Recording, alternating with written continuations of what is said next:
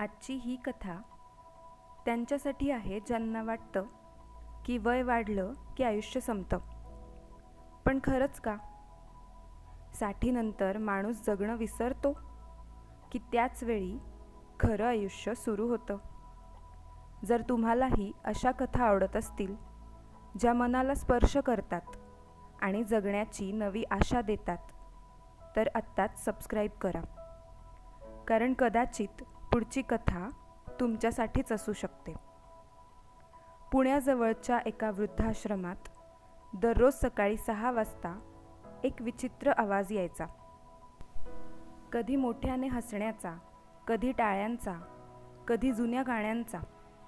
तिथे राहणारे इतर लोक विचारायचे, या वयात एवढं हसायला काय कारण असेल? त्या आवाजामागे होते 5 मित्र: विनायक, सुधाकर, माधव, शरद आणि अनंत. वय सगळ्यांचं 70च्या पुढे, केस पांढरे, पावलं मंद, पण मन मात्र आजही तरुण. पण प्रश्न असा होता, हे 5 मित्र वृद्धाश्रमात आले कसे?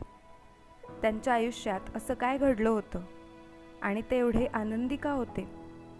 विनायक कधी मोठ्या कंपनीत अधिकारी होता. संपूर्ण आयुष्य कुटुंबासाठी झटला. पण पत्नी गेल्यानंतर मुलगा परदेशात स्थायिक झाला. फोनवर बोलायचा, पण वेळ नव्हता. सुधाकर शिक्षक होता. शेकडो विद्यार्थ्यांना घडवलं, पण स्वतःच्या वृद्धापकाळात त्यांना सांभाळायला कोणी नव्हतं. माधवचा व्यवसाय होता. एकेकाळी पैशांची कमतरता नव्हती, पण मुलांमध्ये संपत्ती वाटली आणि त्याच्यासाठी जागाच उरली नाही. शरद उत्तम गायक होता. लोक त्याच्या आवाजावर फिदा होते, पण आता त्याचं गाणं ऐकायला कोणी थांबत नव्हतं. अनंत डॉक्टर होता. इतरांचं आयुष्य वाचवत राहिला, पण स्वतःच्या मनातील एकटेपणा तो कधीच बरा करू शकला नाही. एका दिवशी हे 5ही जण याच वृद्धाश्रमात भेटले. सुरुवातीला फक्त नमस्कार झाला, नंतर गप्पा सुरू झाल्या आणि मग एक प्रश्न सगळ्यांच्या मनात आला: आपण इथे दुःखी राहण्यासाठी आलो आहोत का, की उरलेलं आयुष्य जगण्यासाठी? त्या एका प्रश्नाने सगळं बदललं.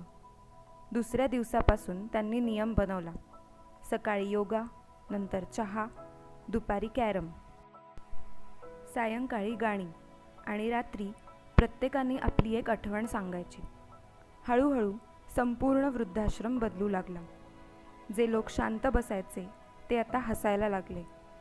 ज्यांच्या डोळ्यात अश्रू होते त्यांच्या चेहऱ्यावर हसू दिसू लागलं. पण एक दिवस अचानक विनय दिसला नाही. त्याची खोली बंद होती. सगळे घाबरले. तो आजारी पडला होता का, की काही गंभीर घडलं होतं? माधवने दरवाजा उघडला. विनायक शांत बसला होता.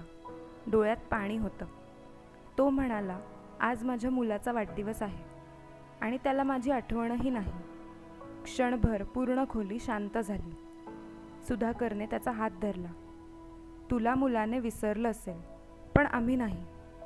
शरदने हळूच गाणं सुरू केलं: ये दोस्ती हम नहीं तोडेंगे. अनंतने केक आणला. माधवने मेणबत्ती लावली आणि सगळे मित्र म्हणाले, आजपासून आम्हीच तुझं कुटुंब. विनायक रडू लागला, पण त्या दिवशी त्याचे अश्रू दुःखाचे नव्हते, ते आनंदाचे होते. त्या दिवसानंतर त्यांची मैत्री अजून घट्ट झाली. ते एकत्र हसायचे, एकत्र रडायचे, एकत्र सण साजरे करायचे. वृद्धाश्रम आता आश्रम नव्हता, ते त्यांचं घर बनलं होतं. एक दिवस पत्रकार आला. त्याने विचारलं, तुम्हाला इथे राहून दुःख होत नाही? विनायक हसला. दुःख तेव्हा होतं जेव्हा आपल्याजवळ लोक असतात, पण आपले नसतात.